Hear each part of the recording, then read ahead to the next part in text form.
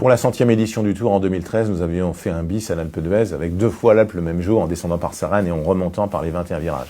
Depuis cette époque-là, donc depuis une douzaine d'années, nous nous disons ce serait formidable d'arriver à l'Alpe d'Huez par Sarenne. Mais quand on inscrit l'Alpe d'Huez c'est tellement fort sur le parcours du Tour de France que personne ne pourrait comprendre qu'on ne monte pas par la route aux 21 virages numérotés. Donc il y aura 2 arrivées, une étape très courte à 48 heures de l'arrivée finale, de Gap jusqu'à l'Alpe d'Huez, avec le kilomètre zéro dans cette étape-là, il est dans la montée du col Bayard. Et juste derrière, il y a le col du Noyer qui est très raide, qui est étroit, ça veut dire que ça peut être un départ d'étape vraiment tonitruant. Et ensuite, le col d'Ornon et la montée traditionnelle à l'Alpe. Et le lendemain, donc, à 24 heures de l'arrivée finale à Paris, la Croix de Fer, le Télégraphe, le Galibier, le col de Sarenne, et on arrive à la station de l'Alpe d'Huez. 5600 mètres de dénivelé à la veille de l'arrivée finale. L'autre étape qui a le plus de dénivelé, c'est 4150 mètres, l'étape de Gavarnie par le Tourmalet. Ça a été fait pour que le Tour aille crescendo, pour que tout puisse se passer jusqu'au bout. L'Alpe d'Huez du samedi, et puis je rajoute aussi celle du vendredi, parce que c'est une étape dynamite, tellement elle est courte et dense,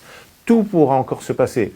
Quelle que soit l'avance qu'aura le maillot jaune à 48 heures de l'arrivée, s'il est déclinant, si sa forme est déclinante, il va exploser.